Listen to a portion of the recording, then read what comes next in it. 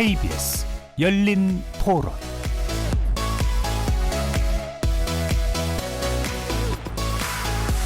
안녕하십니까. KBS 열린 토론 배종찬입니다. 오늘이 1945년 광복을 맞은 지 79년째 되는 날인데요. 광복의 당사자인 대한민국과 또 다른 당사자인 일본, 두 나라에게 모두 의미 있는 날이죠. 한동안 냉각기를 가졌던 양국은 지금 그 어느 때보다 활발한 교류와 협력을 이어가고 있는데요. 과거보다는 미래를 향한 발걸음을 내딛고는 있지만 여전히 양국 국민들 사이에는 남아있는 과제들이 있습니다. 이런 가운데 북핵 위기와 미중 패권 경쟁, 동북아의 안보 위기감은 더 커지고 있는 상황인데요. 복잡해진 국제정세 속 한일 관계와 한반도, 그리고 동북아의 미래는 어떻게 전개될지 네 분의 전문가와 함께 다각도로 살펴보겠습니다. KBS 열린 토론 지금부터 시작합니다. 치열한 토론 속에서 더 나은 세상을 찾아갑니다. 올바른 세상을 만드는 첫걸음. 평일 저녁 7시 20분 KBS 열린 토론. 오늘 토론 함께 해주실 네 분 소개합니다. 봉영식 연세대 통일연구원 전문연구위원 나오셨습니다. 안녕하십니까. 전가림 호서대 교양학부 자리하셨고요. 네, 안녕하세요. 최은미 아산정책연구원 연구위원 나오셨습니다. 네, 안녕하세요. 하종문 한신대 일본학과 교수 나오셨습니다. 안녕하십니까. KBS 열린 토론 문자로 참여하실 분은 샵 9730으로 의견 남겨주실 수 있습니다. 단문 50원, 장문은 100원의 정보 이용료가 붙는데요. KBS 1라디오의 모든 프로그램은 유튜브에서도 함께 하실 수 있으니까요. 많이 들어와 주시고 구독 꾹 눌러주시고 좋아요도 많이 보내주시면 좋겠습니다. 79주년 광복절을 맞아 오늘은 가깝고도 먼 이웃나라죠. 일본과의 관계를 되돌아보려고 하는데요. 먼저 우리 시민분들의 목소리 먼저 듣고 오겠습니다. 한일 관계는 옛날 식민지적으로는 버리고 좀 잘 맺어가는 것 같은데 독립투사 후손으로서 이런 말을 할 거 아니지만 지금 이 상태가 좋은 것 같아. 앞으로 어떻게 변할지는 모르는데 한일 관계가 이렇게 서로가 좀 많이 협조해 놓은 것 같기도 하고, 근데 한 가지 좀 괘씸한 거는 이제 자꾸 독도를 가지고 따지니까 이제 그게 문제고, 그래도 한일 관계는 지금 잘 유지되는 것 같아. 이번 대통령이 좀 너무 한일 관계를 너무 못해서 그 부분이 바뀌었으면 좋겠다. 역사 문제나 아니면 모든 문제에 있어서 우리 입장에서 모든 걸 생각하고 판단하고 대응해야 된다. 너무 일본 입장을 따라주는 게 아닌가. 아무래도 문화적인 측면을 통하여서 K-팝 때문인지 일본 사람들이 우리나라에 대한 인식은 좋아지고 있다고 생각을 해요. 그래서 젊은 세대층은 그렇게 적대적인 감정은 없는 것 같지만 여전히 그런 역사적인 맥락에서 우리나라는 적대적인 관계에 있다고 항상 생각하고 있습니다. 안보 문제에서나 그거는 뭐 어쩔 수 없이 항상 협력 관계에 있어야 된다고 생각합니다. 한일 관계 뭐 안 좋은 인식 그런 거는 묻어두고 일단은 나라 살림 경제가 우선 아니겠습니까? 서로 경제 협력하면 좋죠. 외환 같은 거라든가 뭐 전체적으로 뭐 그러면 아무래도 서로 윈윈하는 거 아니겠어요? 모든 국제 정세가 다 그런 식으로 하는 거 아닐까요? 당연히 우리는 양쪽 다 놓칠 수 없잖아요. 미국도 놓칠 수 없고 중국도 놓칠 수 없고 적정한 외교를 해야 된다고는 다 뭐 전문가들이 말하는데 저도 전적으로 동의를 해요. 누가 한편 들어줘서는 이쪽에 또 트러블이 있을 수 있고 컨플릭이 있을 수 있으니 어떤 게 최선인지는 모르겠으나 양쪽 간을 갖다 다 아우를 수 있는 외교가 필요하겠죠. 시민 여러분들의 의견 어떻게 들으셨는지요? 오늘이 제 79주년 광복절입니다. 자, 먼저 하 교수님과 최 연구위원께 한일 관계를 어떻게 지금 현 시점에서 보고 계시는지 먼저 간단하게 먼저 들어보고 자세한 내용은 이따 또 구체적으로 들어가 보겠습니다. 먼저 하 교수님. 네, 제가 체험하고 있는 한일 관계를 협력과 교류라고 하는 키워드가 확실하게 작동하고 있다. 일상에서 보여지는 그 일본 쪽에서의 반응들은 굉장히 한국에 우호적이고요. 올림픽 경우에 올림픽에 관해서 보도하는 일본 쪽의 보도 태도도 한국의 좋은 매너 같은 것들을 부각시키고 거기에 딸린 댓글들 보게 되면 역시 한국이 올림픽을 계기로 아니면 지금 현재 한일 관계의 우호적인 국면이 올림픽에서도 반영되고 있다. 이런 얘기들이 나오는 것 같아요. 근데 한편에서 보자면 과연 이게 어디까지 갈 수 있을까? 저는 토대가 조금은 아직까지는 박약하고 게다가 이제 한국 내부에 심각한 엇박자라는 게 최근에 노정되고 있기 때문에 여러 가지 면에서 이 문제 79주년의 한일 관계 우호와 협력이 내년 80주년까지 갈 것인가? 저는 이 부분도 확실하지는 않다고 생각이 됩니다. 지금 현재로서는 상당히 좋은데 과연 뭐 1년 뒤 미래는 어떻게 될까? 최 박사님은요? 네, 그런 이제 불안정한 상황이 있기 때문에 오히려 이제 내년 이제 60주년을 맞이해서 더 잘 해야 된다. 한일 수교 60주년이죠. 한일 수교 60주년. 네. 그리고 광복절로 이제 80주년인데 이런 걸 더 안정적으로 가져가야 된다라고 하는 노력들이 굉장히 많이 나오고 있다라고 생각을 하고요. 다만 이제 한일 관계 이제 앞서 교수님께서도 말씀을 해주셨지만 이 간극이 좀 있는 거죠. 예를 들면 정부 차원에서의 협력도 강화가 되고 있고 민간 차원에서의 교류 협력도 강화가 되고 있는데 이 정부와 민간을 잇는 이 감정의 골이라고 해야 될까요?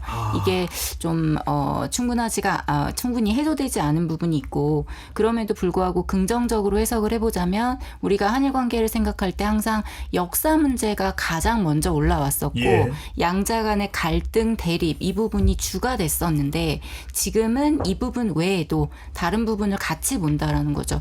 양자 관계뿐만이 아니라 다자 차원에서도 한일 관계를 이야기를 하고 있고 그리고 역사 문제뿐만이 아니라 경제, 기술, 산업 다양한 측면에서 한일 관계에 대해서 논의를 하고 있다라는 부분은 긍정적으로 평가합니다. 예, 그렇군요. 한일 관계는 두 나라 사이의 관계에만 국한되지 않는다. 봉 박사님, 미국 전문가시니까 미국은 이 한일 관계를 지금 어떻게 해석을 하고 있을까요? 미국의 입장은 일관됩니다. 사실 그 2차 세계대전 이후에 이 전후 세계 질서는 미국이 구축한 것이지 않습니까? 근데 그 구축 과정에서 이제 과거사의 그 만족할 만한 해결이라든지 영토 분쟁에 대한 만족한 해결을 미국이 주도한 1951년 샌프란시스코 평화회의에서 해결하지 못한 부분이 많습니다. 독도 이슈도 그렇고. 근데 미국 입장에서는 그 1952년도에 샌프란시스코 평화협정이 체결됨으로써 그 문제는 다 타결이 되었다. 최종적으로 타결이 되었기 때문에 남아있는 어떤 분쟁은 더 이상 미국이 개입할 이유도 없고 그렇게 책임을 질 의사도 없다는 무간섭 원칙을 계속 유지하고 있습니다. 뭐 그렇게 해서 미국이 편한 입장을 취하는 건 좋은데 그 입장을 취하다 보니까 미국이 원하는 그 가치 공유 그리고 안보 협력 국가들 간의 이런 교류와 협력이 미국이 기대한 만큼 나오질 않는 것이에요. 냉전 기간 동안에는 그래도 미국이 이런 동맹과 경제 협력을 주도했기 때문에 그것이 그렇게 절실하지 않았는데 테러와의 전쟁 이후에 소진된 미국이 중국과 패권 경쟁을 하는 데 있어서는 이 중심 국가들과의 협력이 그 어느 때보다 중요해졌거든요. 일본, 한국이라든지. 그렇다면 한국과 일본이 같은 페이지에 계속 있고 미국과 협력을 돼야 되는데 이 남아있는 이제 영토 사안이라든지 역사 문제에 대해서 껄끄럽기 때문에 미국이 원하는 만큼 이 두 나라가 보조를 맞추지는 않는 것이죠. 국력은 상승했는데 그 어느 때보다. 그래서 미국 입장에서는 그 역사라든지 영토라는 이 뜨거운 감자를 함부로 건드리기는 아직도 싫고 하지만 원하는 것은 점점 늘어나고 있고 하기 때문에 외교에서는 항상 한국과 일본이 실리를 추구해야 된다. 공동의 위협이 있다. 이 메시지를 계속 강조하고 있고 조 바이든 행정부 입장에서는 그래도 많은 성취를 이뤘다. 하지만 이제 11월 5일에 있는 미국 대통령 선거의 결과에 따라서는 이 바이든 4년 동안에 구축한 토대가 어떻게 될지는 저희가 주목해야 되겠죠. 알겠습니다. 자, 미국이 바라볼 때는 한일 관계가 좋은 게 미국으로서는 훨씬 나을 텐데 중국은 과연 그럴까요? 정 교수님. 그렇지는 않겠죠. 아무래도 지금 미국과 중국이 경쟁 관계에 있다라고 보통 얘기를 하니까요. 이런 관계 속에서 미국이 원하는 방향으로 가고 있다라는 거는 반대로 생각하면 중국 입장에서 굉장히 불편한 상황이라고 얘기할 수 있을 겁니다. 특히 지역 패권, 아태 지역에서의 지역 패권을 가지고 일본과 경합을 해왔던 지금 중국이 객관적인 지표에서 일본을 앞섰다라고 지금 자인하고 있는데 그런 상황 속에서 한국과 일본이 관계가 가까워지고 또 미국이 원하는 과거에는 어떤 역사적인 문제라든지 어떤 과거사적인 문제로 인해 가지고선 불감청 고선이라고 얘기할 수 있죠. 양국 간의 관계가 좀 개선됐으면은 한미일 간의 어떤 방향성을 가지고 상당히 좋은 것을 이끌 수 있다라고 판단을 했을 텐데 이것이 쉽지 않았다라는 건데 지금은 아무래도 현실적인 문제에 직면하다 보니까 이것이 상당히 수월했다. 반대로 얘기하게 되면은 중국의 입장에서 보면은 위기에 대한 어떤 안보 위협이라든지 경제적인 위협이라든지 하는 것이 고조가 됐다라는 거죠. 거기에 또 한 가지 덧붙여서 말씀드릴 수 있는 것은 주변에서의 불확실성을 증대하고 있는 게 비단 중국뿐만 아니라 북한이라는 요소도 있고 최근 들어서는 러시아 요소도 이 아태 지역에서 상당히 그러한 요인들을 자극하고 있기 때문에 오히려 한미일의 어떤 협력과 교류라는 것이 지금은 시적인 측면에서 보기에는 굉장히 좋다. 그리고 그러한 태세의 어떤 변화는 작년부터 나타난 것이 아니겠는가라고 생각을 합니다. 예를 들어서 5월에 기시다 후미오가 이제 방한을 한 바가 있고요. 또 우리가 또 G7 정상회담에 또 참가를 하기도 했고요. 셔틀웨이도 되고. 네, 그리고 또 히로시마에도 간 그런 내용들 그리고 또 미국에서 이루어진 한미일 간의 정상회담 같은 경우를 보게 되면은 결국은 시의적인 필요성에 있어서 양국은 협력할 수밖에 없는 상황에 직면해 있다라고 볼 수 있는 것이고 중국에서 보게 되면은 그것은 자국에 대한 영향력을 극대화하는 것이기 때문에 오히려 굉장히 경계를 해야 되는 상황이라고 판단을 할 것입니다. 광복절에 이 한일 관계를 바라볼 때 역사 관계 이야기를 또 안 할 수가 없습니다.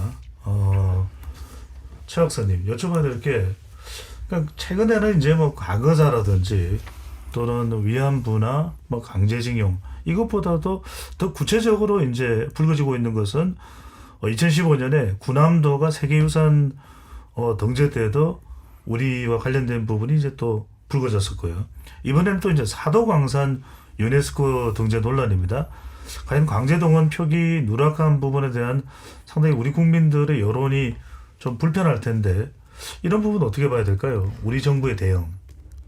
이 부분은 이제 한국에서도 말씀하신 대로 굉장히 이제 여론도 좋지 않고 사실 정치권에서도 심각하게 논의를 좀 하고 있는 걸로 이제 보고 있는데 이런 건 있을 것 같아요. 이 문제를 바라보는 이제 관점인데 일본의 태도가 바뀌지 않았다. 그리고 이 상황 속에서 우리가 협상을 어떻게 이끌어낼 것인가라고 할 때 물론 우리가 다 받아낼 수 있으면 좋아요. 강제성이라는 표기도 받아야 되고 그리고 일본의 태도 변화, 실질적인 어떤 전시라든지 추도식이라든지 이런 걸 다 해야 되는 게 우리 입장에선 맞는데 사실은 그렇게 되기 굉장히 어려운 상황이었다라고 하고 그런 전제 속에서 무엇을 더 우선 둘 것인가 혹은 어느 쪽에 더 무게감을 둘 것인가라고 했을 때 아마 지금 정부 설명에 의하면 기존에는 그 말을 했죠. 강제성이라는 표현도 있었고 2015년도에는. 그런데 그 이후에 하겠다라고 하는 약속을 다 지키지 않았어요. 그러면 두 번째 그 협상을 할 때는 그러니까 이번에 그 사도광산 등재 관련해서 얘기가 될 때는 같은 실수를 반복하면 안 된다라는 게 굉장히 강했을 거고 그러다 보니 자 그러면 표기도 중요하지만 실질적으로 태도의 변화를 이끌어낼 수 있는 게 뭐가 있을까? 그 부분을 더 강조했을 것 같아요. 지금 설명이 그러한데 그런데 그래서 이제 그 사도광산 안에 강제 동원 이제 노동을 하신 거죠. 이제 거기에 대해서 전시 시설도 마련을 했고 추도식도 하겠다라고 이제 약속이 된 거죠. 근데 이렇게 하겠다가 아니라 실질적으로 전시실이 마련이 돼서 지금 하고 있어요. 그래서 아마 정부에서는 그런 차원에 조금 더 무게를 뒀는데 한국 내부의 여론이라든지 뭐 그 외에 이제 다른 시선에서 볼 때는 시각에서 볼 때는 충분하지 못한 측면이 있죠. 그래서 후퇴했다라고 볼 수도 있는데 저는 그렇게 한 측면만 볼 거는 아닌 것 같고요. 그 외에 일본에서 얻지 못했던 거 2015년도에 얻지 못했던 거를 그럼 우리는 어떤 부분을 이번에 얻었는가에 대해서도 함께 논의를 하는 게 바람직하다라고 생각합니다. 알겠습니다. 하 교수님 이런 사도광산 관련된 부분 특히 이제 구남도는 영화로 만들어지기도 했습니다. 이런 일본 간의 어떤 감정적 대립 구조가 좀 어느 정도 해소됐다고 봐야 됩니까? 아니면 여전히 이게 내년 또는 후내년 이렇게 불씨가 될 수 있는 부분입니까? 예, 지금 현재 일본 정부에서는 계속적으로 그 유네스코의 세계유산 등재를 추진하고 있고요. 그 그게 시설이 있는 중에서 대략 조선인 강제 동원과 관련된 게 40% 정도가 있다고 그러거든요. 예. 근데 문제가 40% 있다면 앞으로도 계속 이게 불거질 문제인데 첫 번째 군함도 두 번째 지금 사도광산 이 두 개로 끝나는 사안이라면 상관이 없는데 앞으로도 있을 상황에서 한국 정부가 어디를 확보했고 어떤 부분은 그 차후의 과제로 넘기고 있는가 이 부분이 저는 명확하게 보이지 않는 것 같아요. 그러니까 적어도 열심히 했지만 여기만큼은 했다라고 얘기하는 측면은 분명히 있는 것 같은데 근데 구체적으로 그럼 다음에 할 때는 어떤 걸 할 것인가의 부분이 명확하지 않으면서 예. 했다고 주장하는 부분들 특히 뭐 전시실 내용에서 그 많은 가혹한 노동이라든지 이런 얘기들을 확보했다고 하지만 실제로 그 퍼스트 레이버라고 하는 강제 노동이라고 하는 문구는 대단히 강력한 문구이고 일본이 그때 상황 2015년에 그야말로 울며 겨자 먹기로 했고 오죽했으면 고인이 된 아베 수상과 기시다 외상이 당시에 끝나고 난 뒤에 그 부분을 거부했지 않습니까? 그렇다고 한다면 이 문제는 어떤 식으로든 간에 결론을 내리지 않더라도 현안 정도로 남겨두는 그런 지혜가 없었을까. 그러니까 결론을 내리지는 않더라도. 예. 그렇게 보자면 사도광산 같은 경우에는 한국이 반대해서 만약 목리를 부려서 안 됐다고 한다면 한국이 어떻게 생각하면은 덤태기를 쓰는 거니까 그건 전 외교적으로 바람직하다고 보이지는 않거든요. 그렇다고 한다면 우리가 줄 거는 주고 어떤 것을 받았는가에서 저는 받은 부분이 그렇게 명확하게 보이지 않고요. 앞으로도 이 부분이 과연 그러면은 다음에 세 번째 상황에서는 우리한테 유리하게 작용할 것인가? 저는 아닐 것 같아요. 예. 폴스트 레이브에서 내려오고 있다는 상황이라면 세 번째부터는 더 오래질 가능성이 높은 거죠. 국민 감정을 생각하면 이 과거사 부분은 앞으로도 계속 중요한 주제가 됐을 텐데 봉 박사님. 그럼 우리 정부가 이런 부분에 대한 과거사 부분을 좀 더 외교적으로 어떤 대응을 하는 것이 좀 더 효과적일까요? 그 하정문 교수님께서 중요한 문제를 지적하셨고 저는 동의하는 차원에서 조금 첨언하면서 말씀드리자면은 그 조태열 장관이 국회에서 여러 가지 비판을 받았을 때 뭐 외교부 장관입니다. 외교부 장관이요. 그 이야기한 것 중에 하나가 등재 반대를 위한 반대가 목표가 되어서는 안 된다. 그러니까 이제 민족주의 한풀이 차원에서 그 반대를 하면 안 되고 목리를 부린다든지 국익을 수호하는 것이 중요하다는 생각을 하면서 협상에 임했다고 했지 않습니까? 그리고 100% 만족할 수준은 아니지만 만족하고 최선을 다했다.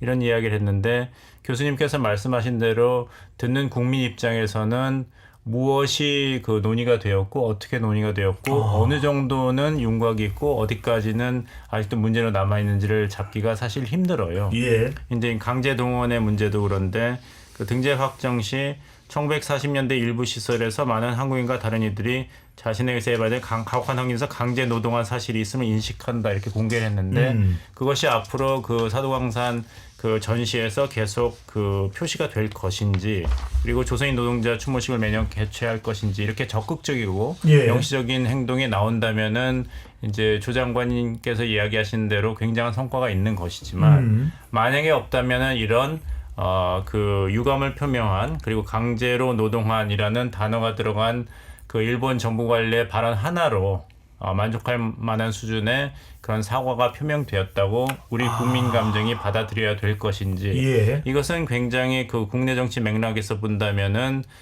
굉장히 힘들고 미묘한 문제가 아닌가 이렇게 생각합니다. 바로 이 대목입니다. 정 교수님. 뭐 한중 관계가 썩 좋은 시점은 아닙니다만 이런 이 과거사 부분 관련해서는 한중 간에 좀 협력할 수 있는 공간도 나올까요? 물론 협력할 수 있는 공간이 나올 수 있습니다. 다만 이 중국과 일본이 수교하는 과정에서 과거사에 대한 문제를 처리하는 것이 우리와 반대였기 때문에 그 문제를 지금 같은 기준에서 판단하기는 굉장히 어렵다라는 문제가 있습니다. 제가 오늘 하나의 제안을 드리고 싶은 거는 지금 기본적으로 사도광산과 관련돼 가지고선 두 가지 문제가 있습니다. 15년에 있었던 군함도의 문제가 실질적인 이행이 되지 않았다라는 이행성의 문제, 이행 여부의 문제가 하나가 있고요.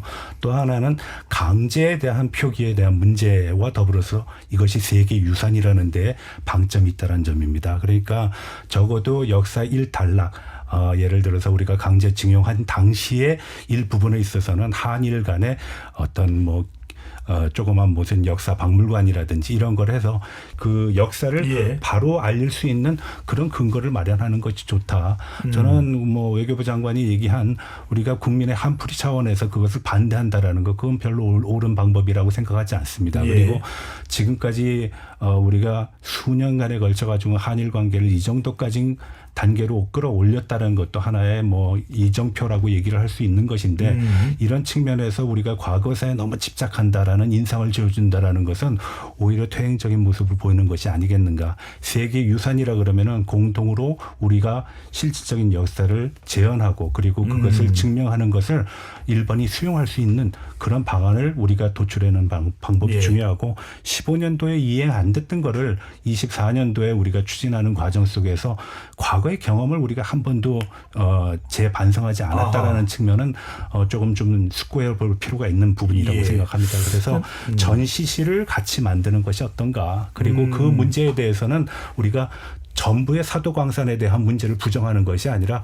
그 일정 기간 내에 있었던 현상적인 사실을 우리가 증명하고 싶다. 그거는 일본도 부인하지 않는 거 아니냐라는 거. 이것이 곧 세계유산이다라는 것을 공통분모로 제시하는 것이 어떤가 하는 생각을 해봅니다. 두 가지만 말씀드려도 될까요? 두 분 말씀하신 거 들으면서 제가 조태열 장관이 얘기하신 부분에 워딩이 저는 조금은 마음에 걸렸거든요. 그러니까 일본 쪽에서 과연 한풀이라고 얘기하는 거는 그건 저는 어떤 면에서 일본에서 나온 얘기니까 괜찮은데요. 우리가 우리 발등 찢듯이 한풀이라는 얘기를 한국의 외교부 장관이 왜 그걸 국회 답변에서 얘기를 하시나. 맞습니다. 그런 얘기로 해서 일본 쪽에서는 받아서 신문에 썼을 때 봐라 저기 한국에서는 장관까지도 한풀이라고 하는데 도대체 일반 국민들은 어떨 것인가. 저거 반일 코드이다 이렇게 얘기할 거거든요. 그 지점이 하나가 있고요. 그다음에 지금 말씀하신 그 박물관이라는 게 생각보다는 좋은 공간인데 이 지점을 어떻게 할 것인가의 문제가 굉장히 구체적으로 남아있는데 사실은 그 안에 남아있는 데서 원래 광산의 노동 특히 금강은 굉장히 가혹한 혹독한 환경입니다. 예. 근데 그 혹독한 환경과 조선인이 처한 부분에 차별성이 주어져 있지 않아요. 그러니까 그 점에서 보자면 식민지배라고 하는 틀에서 동원된 노동자의 특성이라고 하는 게 우리가 원하는 내용인데 Forced Labor라고 하는 것 자체가 굉장히 취약적인 단어이지만 그 단어가 함축하는 것들은 굉장히 큰 의미가 있거든요. 근데 지금 가혹한 얘기로서는 도저히 채워지지 않는 저는 격차가 있다고 생각이 됩니다. 참고로 방금 전에 이제 하정우 교수 말씀하신 forced labor, forced 강제된 labor, 노동 이 말씀을 하신 것이고, 자 짧게 이것도 한 좀 알아보면 최근에 이제 또 한일 사이에 국가 간에도 좀 불편했던 것이 바로 이 라인 야후 사태입니다. 그러니까 일본 정부가 네이버 지분의 라인 야후 조정을 요구하는 행정지도에서 이제 촉발이 됐는데 이건 어떻게 뭐 우리 정부가 외교적으로 역할을 했던 좀 달라졌습니까? 좋아진 겁니까?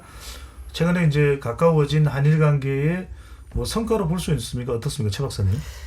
글쎄요, 일단 이제 경제 파트에 대해서 정부에서 이러라 저래라 하기는 굉장히 어려운 부분이 있죠. 예. 그래서 이제 그러면 안 되는데 일본 정부가 관여가 되면서 이제 우리한테 굉장히 불편한 인상을 줬고 그 부분이 문제가 됐는데 인상 깊었던 거는 그 한일중 정상회의를 했을 때 그 양측에서 그러니까 기시다 총리와 우리 윤석열 대통령이 만났을 때 이 얘기가 나왔죠. 나왔으면서 굉장히 이 문제를 관리하는 듯한 인상을 줬거든요. 이 문제는 이제 외교적인 사안이 아니다라고 대통령이 언급을 했고 여기에 대해서 뭐 이제 기시다 총리도 이게 뭐 그렇게 뭐 이렇게 불편하게 하려고 하는 게 아니었다 뭐 이런 식의 얘기를 했는데 결국에는 그 이후에 좀 잠잠해진 것 같아요. 지금 상황에서는 뭐 우리가 우려했던 그런 네이버가 소위 얘기하는 네이버가 이제 일본에 이제 종속되어 버리는 그런 상황은 벌어지진 않은 것 같긴 한데 핫 이슈가 안 되고 있는 상태입니다. 그렇죠. 예, 좀 잠잠해졌고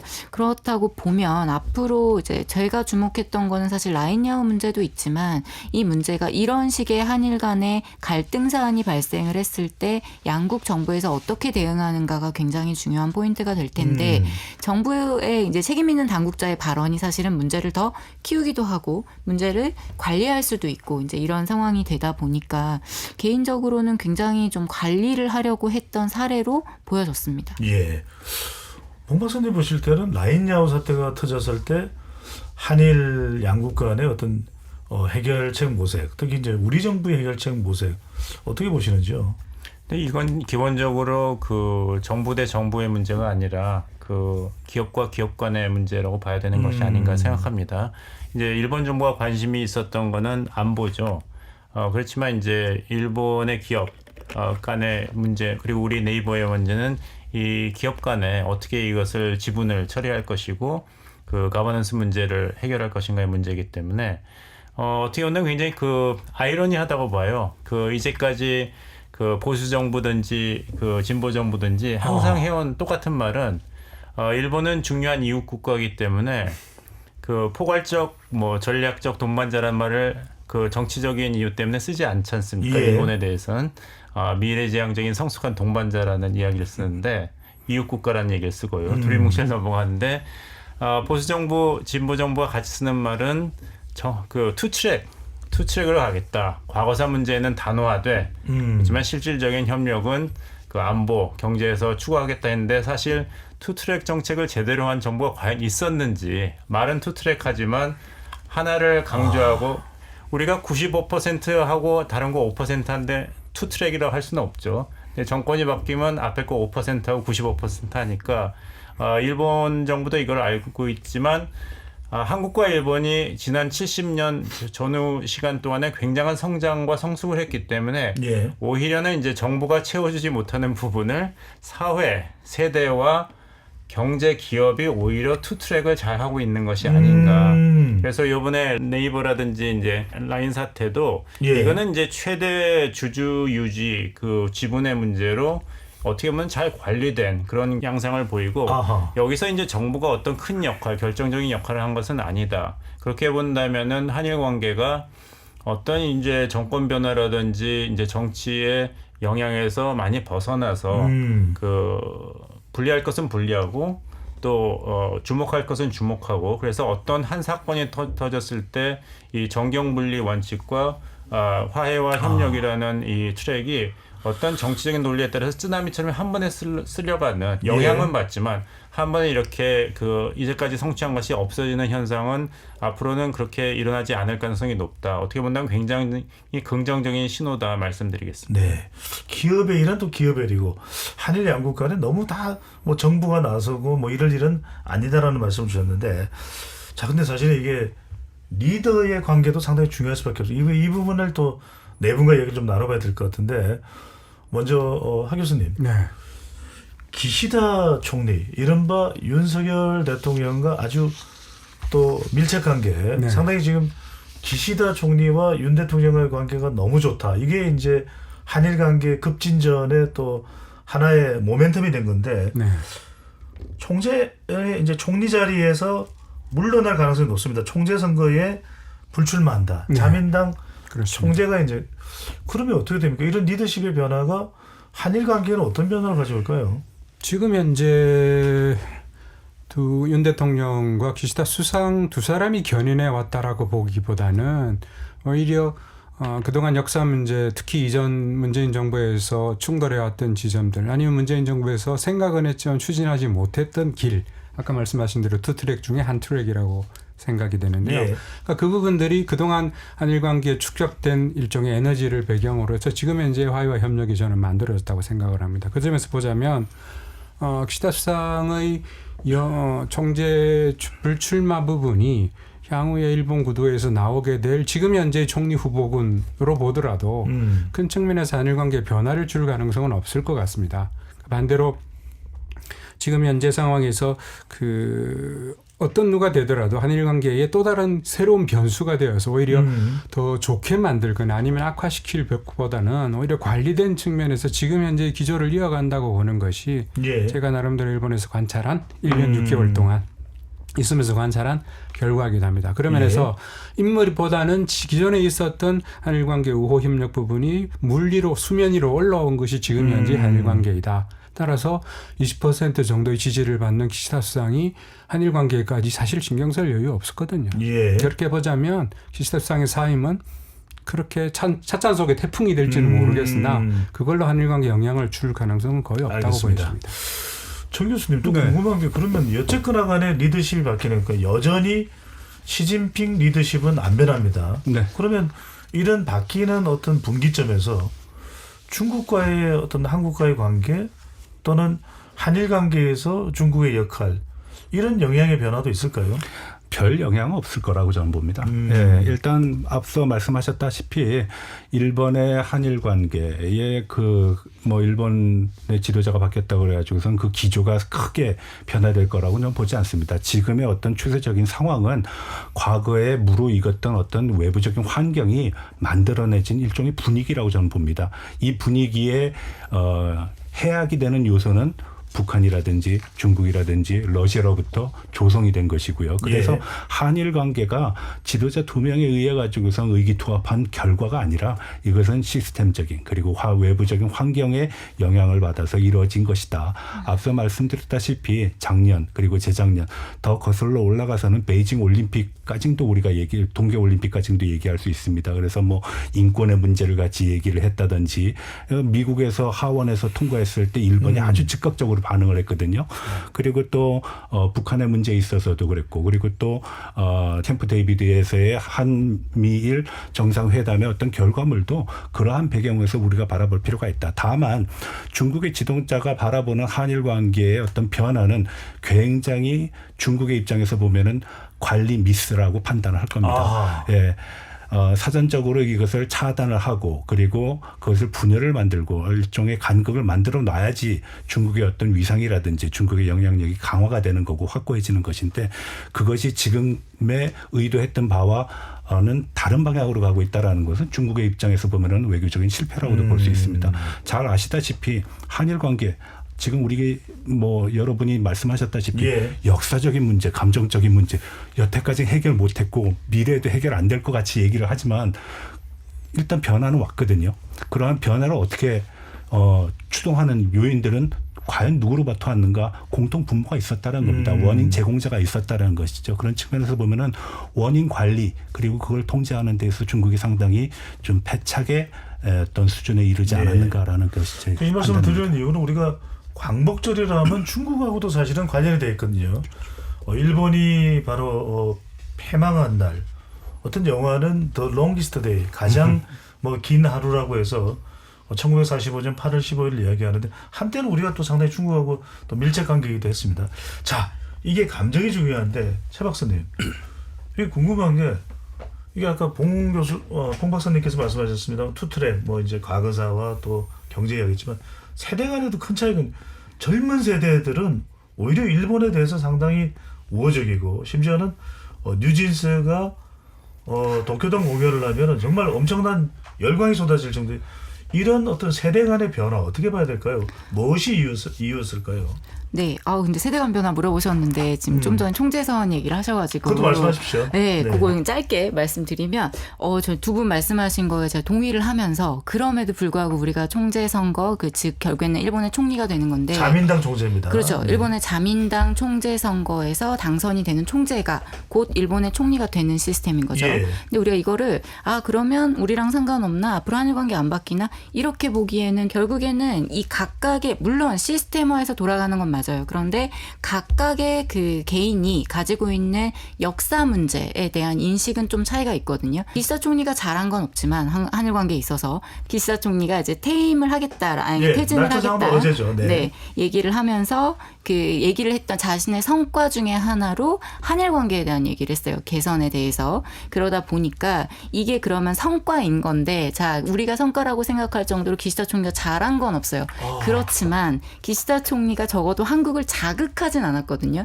그러면 다음에 나올 일본의 새로운 총리가 한국을 자극을 할 가능성이 저는 있다고 보거든요. 역사 문제에 대해서. 특히 독도 문제 이런 거 굉장히 강경하게 얘기하는 후보자들이 있어요. 그러면 이 부분이 한일 일본의 관계에 지지층들을 결집시키고 또 자신의 존재감을 부각시킬 수 있는. 또 우리가 굉장히 민감하게 바라보고 있는 독도 문제라든지 역사 문제에 대해서 기시다 총리는 좀 발언 수위를 좀 낮췄던 사람이었고 이걸 강경하게 나오는 사람이 등장을 한다고 하면 한일 관계에 있어서 리스크로 작용할 요인들이 있는 거죠. 네, 이런 부분을 우리가 조금 주목해 볼 필요가 있고 일본 정치를 연구하는 입장에서는 앞으로 한 달여 여가 굉장히 흥미로운 관점이 좀 많이 보일 것 같아서 앞으로의 한 달이 굉장히 중요한 거네요. 그렇죠. 지금 가장 유력하게 얘기되고 있는 게 9월 20일 정도가 이제 총재 선거가 된다라고 지금 얘기를 가장 합니다. 좀 물망에 오르는 인물은 누굴까요? 자기 총리로는. 기시다 총리가 총재 선거에 안 나오겠다라고 얘기를 했기 때문에 굉장히 많은 후보군이 나올 수 있고 난립할 수 있습니다. 소위 얘기하면. 왜냐하면 기시다 총리가 현지 총리로서 나가겠다라고 하면 여기는 이제 브레이크가 좀 걸립니다. 현직에 이제 같이 내각을 구성하는 사람들은 나가기가 좀 어려운 거죠. 근데 예. 안 나간다고 했기 때문에 이제 누구든 나갈 수 있거든요. 그러면 뭐 모태기 간사장이라든지 우리한테도 이제 그 외무 대신으로 좀 알려져 있는 하야시. 인물인데 네. 하야시도 있고요. 하야시도 네, 있는데 네. 모태기 간사장은 자민당 간사장인데 이제 나가겠다고 굉장히 적극적으로 어필을 하고 있어요. 자, 이 사람도 있고요. 이시바 전 간사장 같은 경우에는 여론조사 1위거든요. 근데 이 사람은 이제 자민당 내에서 되기가 이제 어렵지 않겠냐라는 목소리들이 있고 또 뭐랄까 이제 그 세대 교체를 해야 된다라는 목소리 속에서 고이즈미 신지로 예전에 전 고이즈미 수상의 아들이죠. 네, 이런 사람들도 이제 나오려고 하고 한국에는 잘 안 알려져 있긴 하지만 고바야시 다카유키라고 하는 일본에서 소위 그 젊은 정치인들의 호프라고 여겨진 사람이 고바야시, 있습니다. 네. 네, 그러니까 초대 기시다 내각의 경제안보 담당 대신이었습니다. 이런 사람들이 막 난립을 하고 있는데 이 중에 우리가 소위 얘기하는 킹메이커들이 있어요. 스가 전 총리 그리고 아소타로 예. 부총재 이런 사람들이 어떻게 할 것인가에 대해서도 우리가 좀 주목을 해봐야 되는 포인트들이 분명히 있습니다. 예. 그래서 큰 틀에선 달라지지 않겠지만 미세한 어떤 우리한테 리스크를 줄 수 있는 건 우리가 좀 봐야 된다라는 말씀을 드리고 아까 이제 세대 말씀을 주셔서 하면 확실히 그런 건 있는 것 같아요. 한일 간의 그 젊은 친구들도 그렇고 일본 친구들도 그렇고 서로 간의 그 이제 호감도는 상당히 높은데 제가 주목하고 싶은 포인트는 자 그럼 그렇다고 해서 이 친구들이 그 역사 문제에 대해서 위의 세대와 다른 인식을 가지냐 얘기해보면 그렇지 않습니다. 위의 세대들이 갖고 있는 인식이랑 크게 다르잖아요. 다만 어느 정도 지식을 갖고 있느냐 어느 정도 강력하게 자신의 의견을 표명할 수 있는가의 차이가 있을 뿐이지 기본적인 인식 자체는 역사 문제에 대해서는 기성세대와 비슷하다. 다만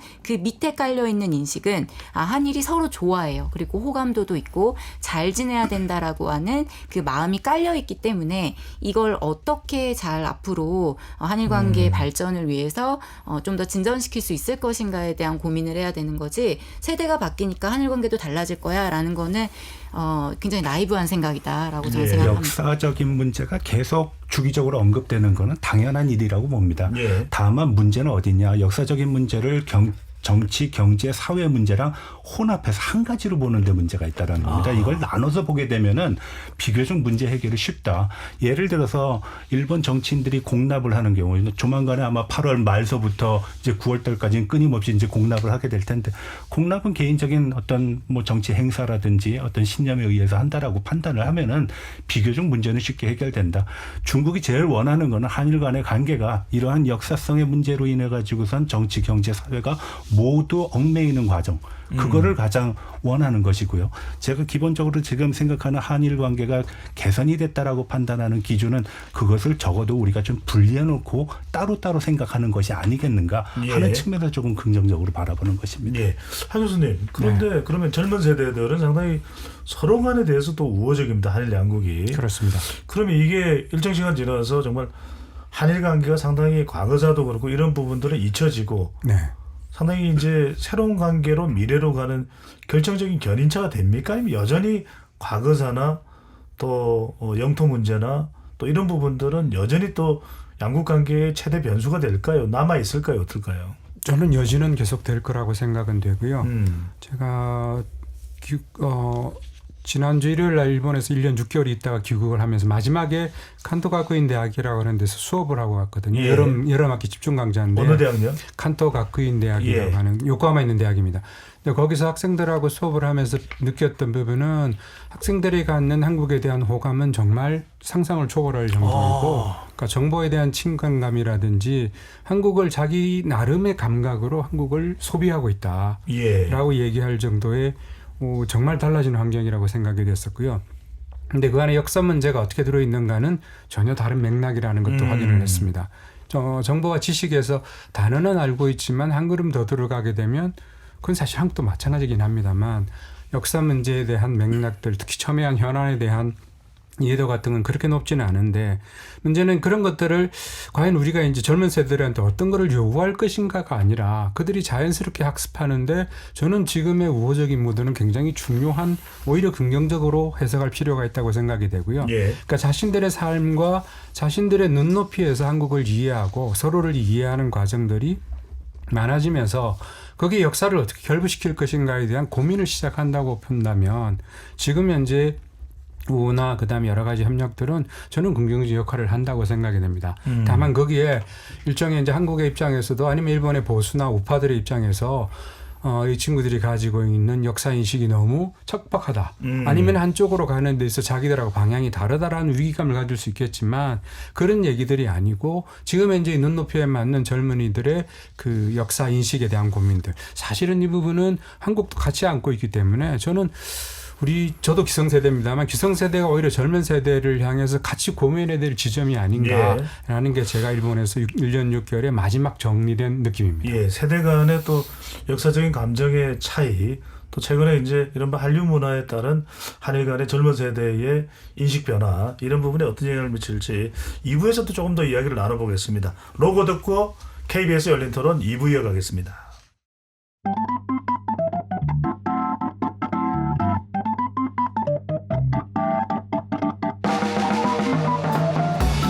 세상을 바꾸는 질문, 열린 토론이 시작합니다. KBS 열린 토론은 언제나 열려 있습니다. 단문 50원, 장문 100원의 유료 문자 샵 9730 그리고 KBS 어플리케이션 콩으로 여러분의 의견을 남겨주세요.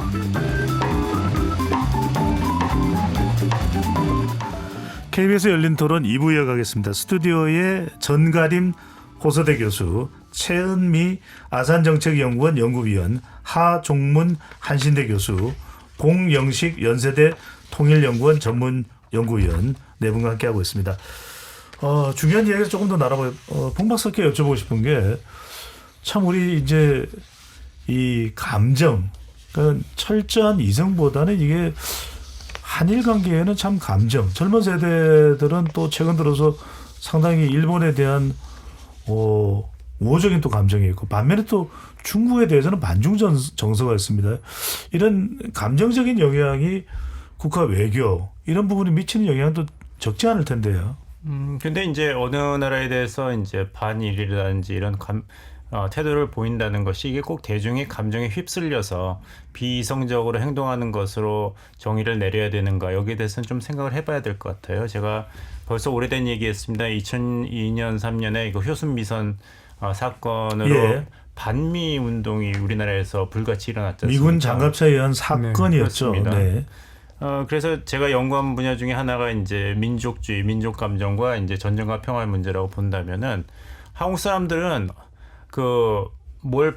미워하느라고 참 바쁜 사람들이라 이렇게 얘기해도 과언이 아닙니다. 왜냐하면 반미 했죠, 반일 말씀드린 반중도 있죠, 반정부도 있지 않습니까? 예. 그다음에 세대 간의 갈등이 있죠. 젊은 세대는 뭐 기성세대, 반기성세대라고 할 수 있고 남녀 간에는 또 반페미니스트다, 뭐 반남성주의다 하고 그렇게 본다면 한국 사람들은 반하다가 매일매일을 보내는데 이것을 비이성적으로 볼 수가 있는가 아니면은 굉장히 구체적인 태도와 이익 표출이 아닌가. 예. 예를 들자면은 우리 여론이 나타나고 있는 이제 반일도 어떤 무조건적이고 근본적인 증오라고 볼 수는 없고 그렇다면 그것은 이제 안타이세미티즘, 반유태주의라든지 아니면 탈리반, 뭐 알카에다 같은 반서구 문화 이런 것이 되겠는데 그런 건 아니지 않습니까?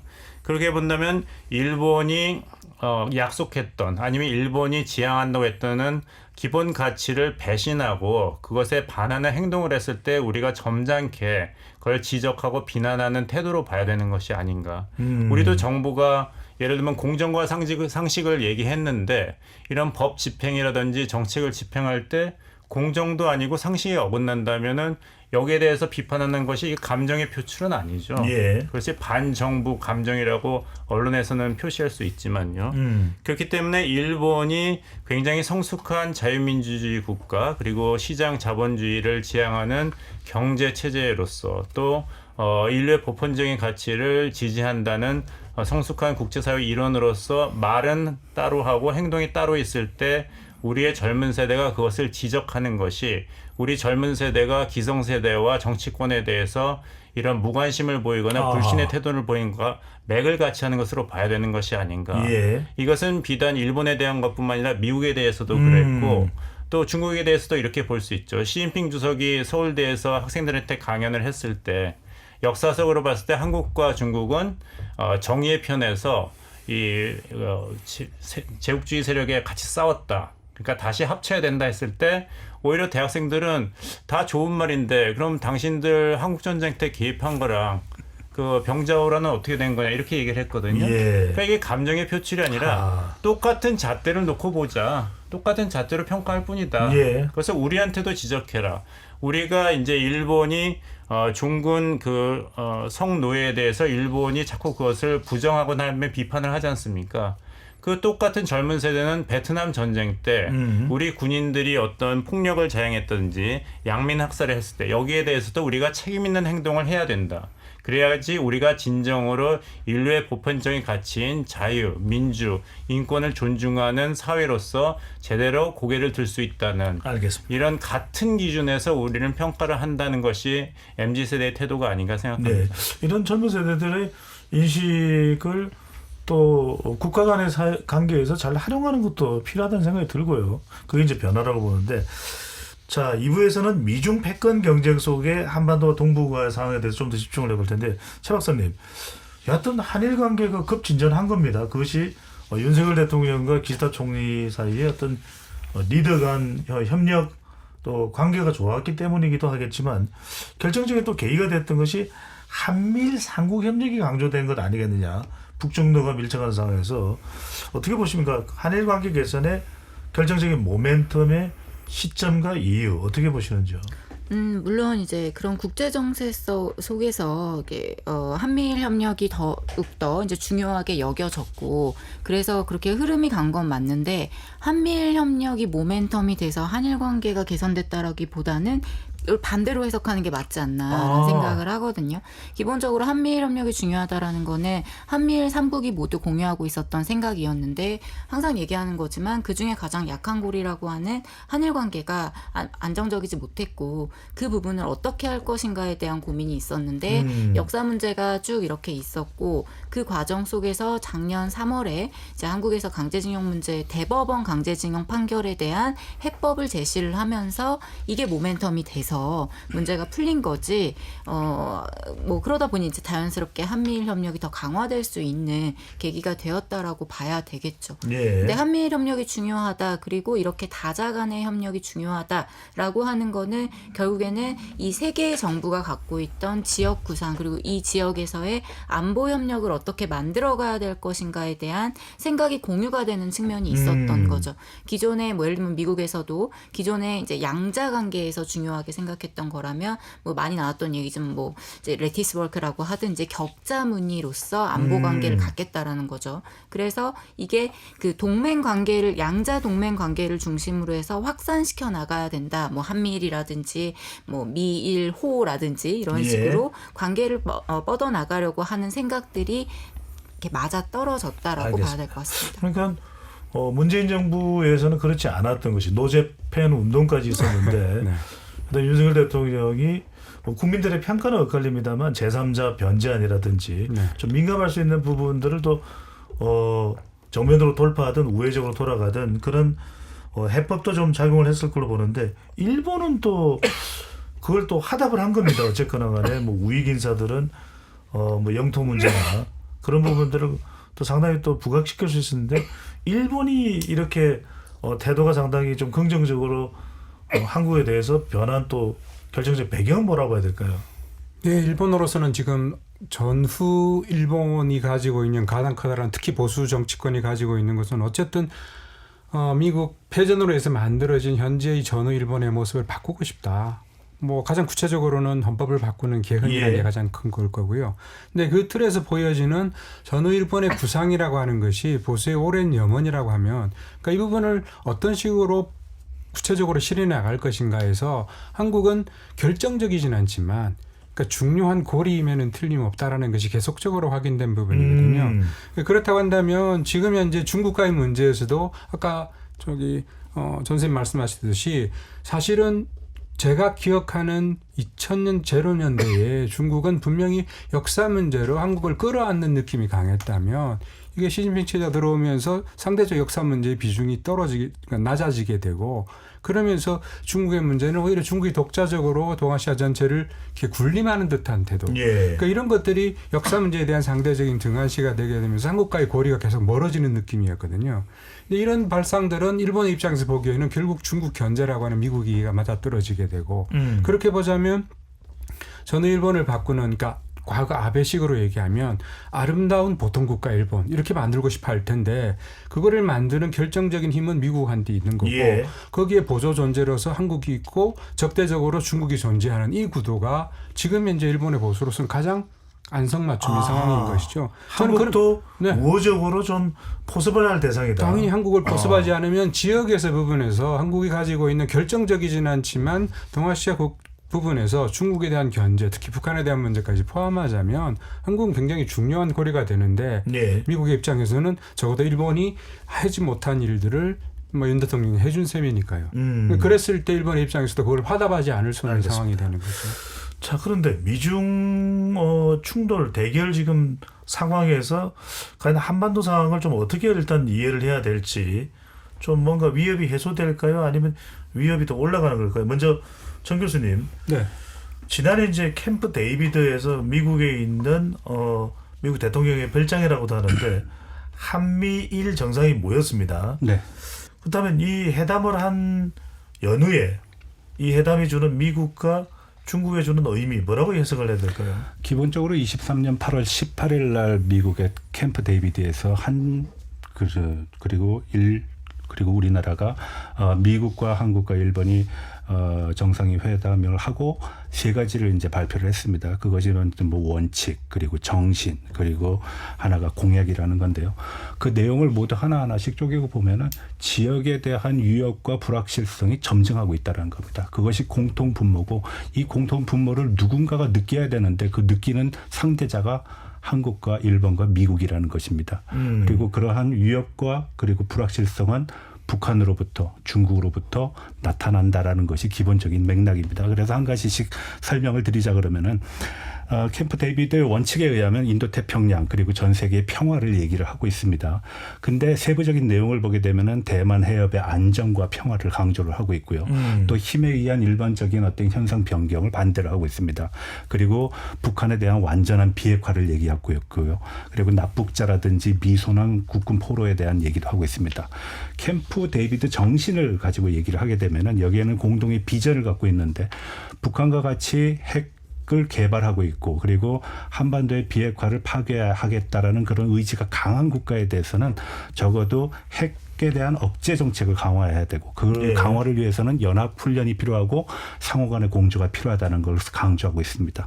마지막으로 3국이 체결한 어떤 공약의 내용을 보게 되면은 기본적인 가치를 공유를 하고 있습니다. 예를 들어서 어떤 정치적인 가치, 체제적인 가치, 시장 경제라든지, 더 나아가서는 정보, 안전을 위한 정보, 그리고 메시지의 조율 같은 것들을 얘기하고 있는데, 공통적으로 지금 제가 말씀드린 내용들을 보게 되면 모두 그 위협과 불확실성이 중국과 북한으로부터 오고 있다. 그래서 이런 문제들이 결국은 한국과 일본과 그리고 미국의 어떤 결합을 더 공고히 하고 있고, 중국의 입장에서 보면 굉장히 좀 뼈아픈 얘기가 되겠죠. 자신이 추구하고자 하는 힘의 투사라는 것이 상당히 제약을 받을 테니까요. 그래서 그런 모습이 현상적인 측면에서 2023년서부터 지금까지 나타난 현상입니다. 홍 박사님, 그럼 궁금해지는 게 요즘에 이제 자주 듣게 되는 것이 북중러 밀착, 한미일 협력. 그러면 한미일 협력을 통해서 한반도는, 특히 이제 우리 대한민국은, 한국은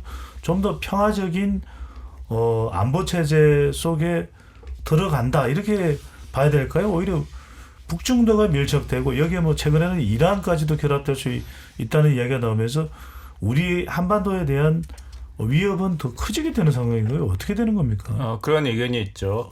한미일 간의 안보 협력을 강화하는 것이 긍정적인 측면은 있지만 여기에 그 뜻하지 않게 이제 북한, 러시아 등 주변 국가를 자극해서 소위 안보 딜레마라고 하죠. 우리는 자위적 차원에서 방어 능력을 고조할 뿐인데 이것을 주목하는 이웃 국가들은 이것을 위협으로 간주해서 결국에는 군비 경쟁이 시작되고 안보가 오히려 저하된다 이런 이론입니다.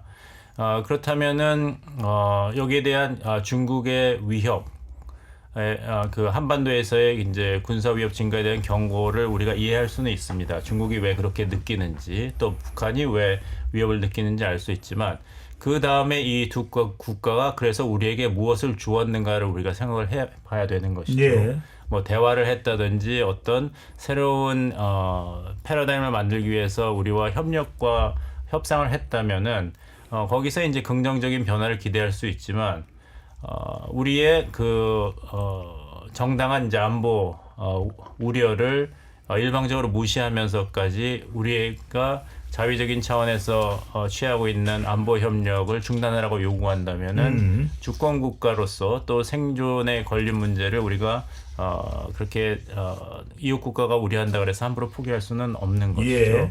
그래서 이 한미일 간의 이런 안보 협력 체제가 캠프 데이빗 선언도 이야기하셨습니다만 회담도 얘기하셨습니다만 이렇게 계속 제도화의 성숙 과정을 밟아가고 있다는 것은 정가림 교수님께서 잘 지적하신 대로 중국 정부로서는 굉장히 뼈아플 것입니다.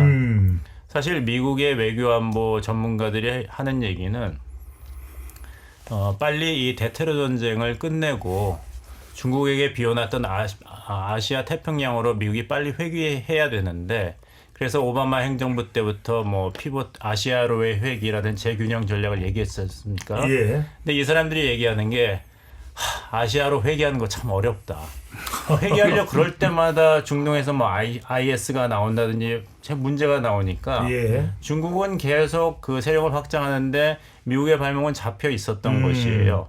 근데 드디어 바이든 행정부 때 20년간의 아프가니스탄 전쟁을 끝내고 아시아로 회귀를 하고 한미일 안보 협력이 구축이 된 것이죠. 그래서 그것을 막지 못한 시진핑 정부는 사실 큰 외교적인 패착을 인정을 해야 된다고 볼 수밖에 없고 이렇게 제도화가 왜 중요하냐면은 미국 대선이 있습니다만은 거기에서 여러 가지 변화가 누가 대통령이 되느냐에 있겠지만 일단 제도가 있다면은 제도는 잘 없어지지 않습니다.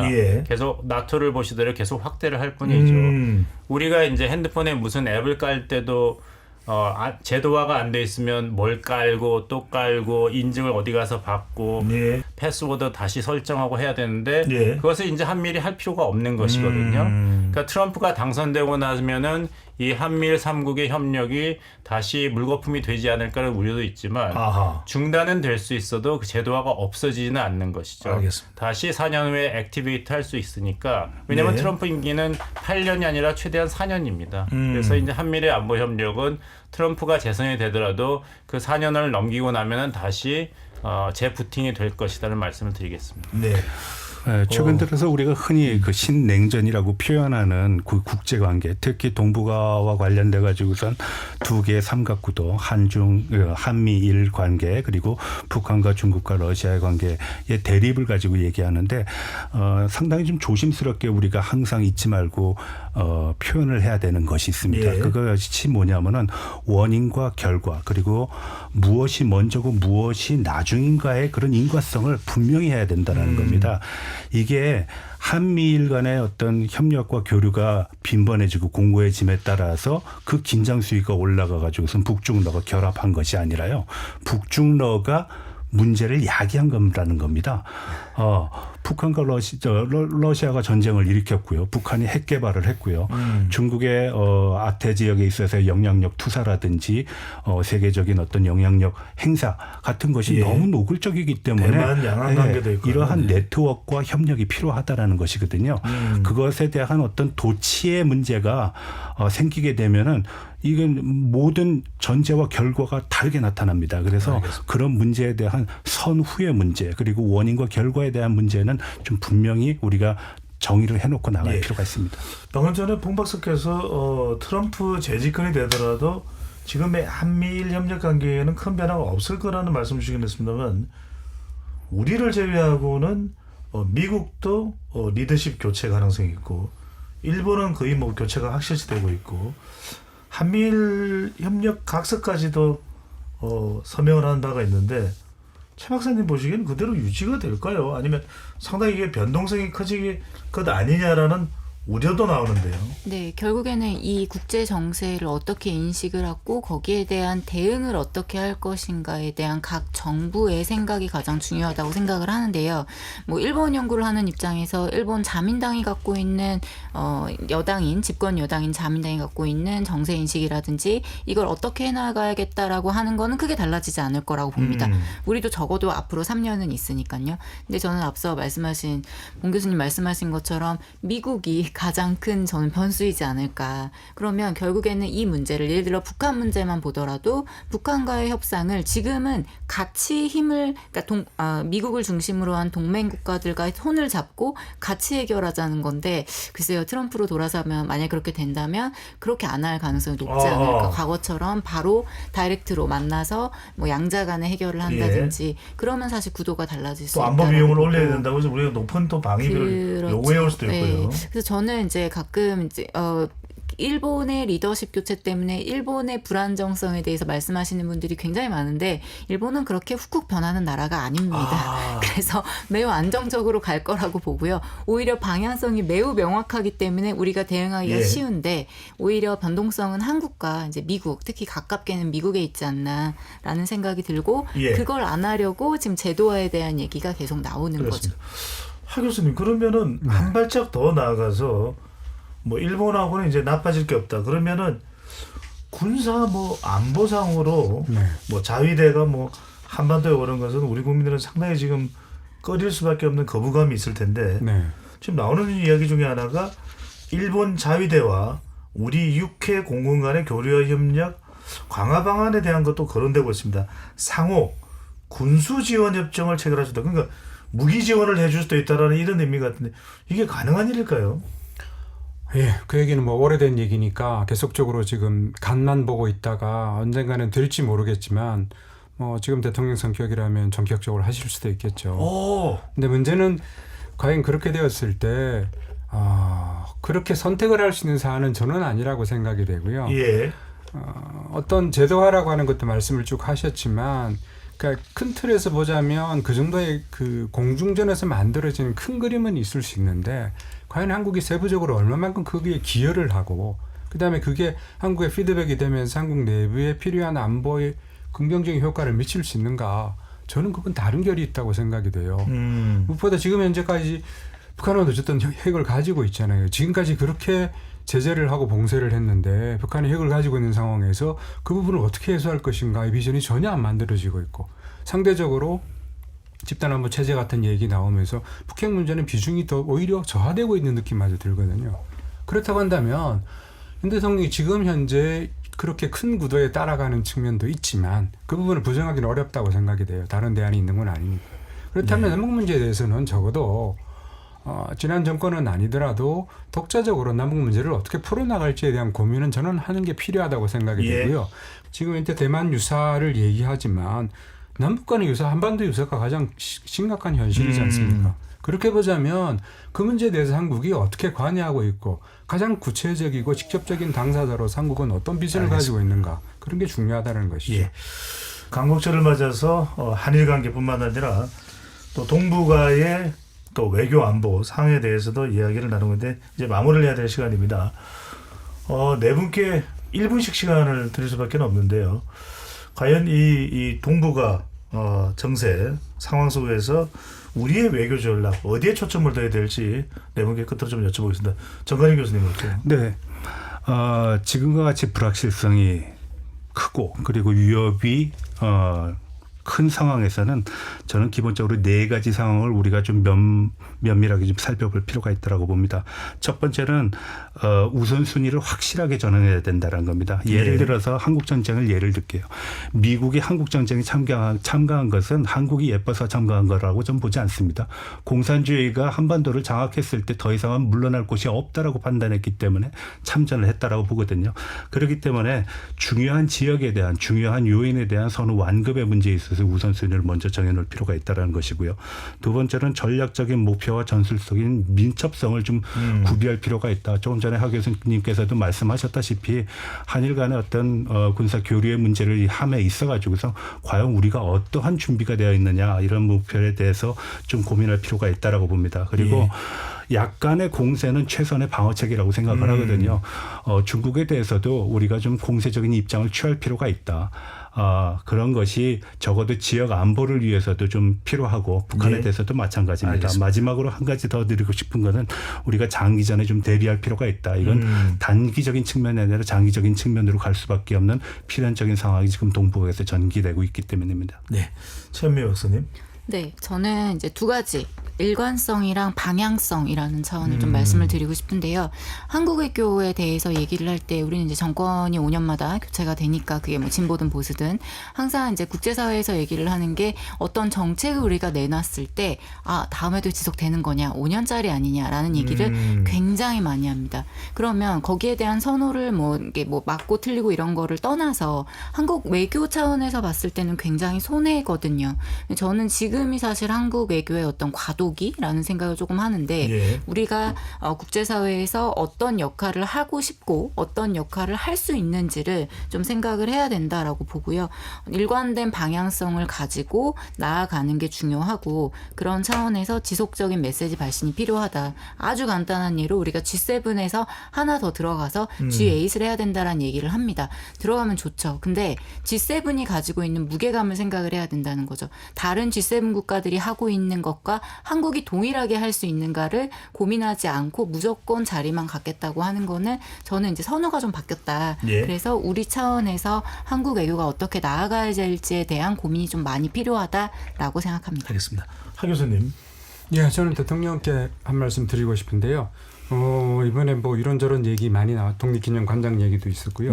근데 그랬을 때 뭐라 그러셨냐면 지금 먹고 살기 힘든데 이념은 논쟁할 때인가.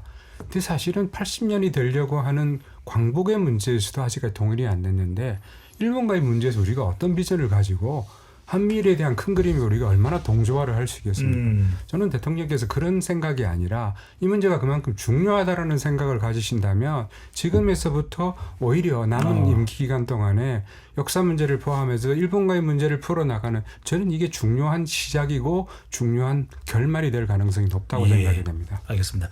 봉 박사님 1분입니다. 예, 양국 정부가 지난번에 강제징용 피해자 제3자 변제를 한국 정부가 결정했을 때 나온 얘기가 미래지향적인 그리고 미래 세대를 위한 교류와 교육 프로그램을 활성화한다고 했습니다. 근데 그것이 얼마나 활성화됐는지 아쉬운 부분이 많습니다. 만약에 일본의 젊은 세대와 한국의 젊은 세대가 과거에 대해서 그 정확한 지식을 알지 못한다면은 결국엔 중심이 계속 흔들리기 때문에 지금 긍정적인 기류가 있다 하더라도 이것이 단기적인 현상에 그칠 수가 있기 때문에 한일 관계에 부침이 왜 없겠습니까? 하지만 이것이 어떤 쓰나미에 휩쓸려가는 그런 파괴적인 양상은 최소화하고 긍정적인 부분은 계속 축적할 수 있는 장기적인 토대를 양국 정부가 교육 프로그램과 교류 프로그램을 가동해서 시급하게 구축해야 된다는 말씀을 드리겠습니다. 예. 오늘 79주년 광복절입니다. 내일의 한일 관계는 또 어떻게 변해 있을까요?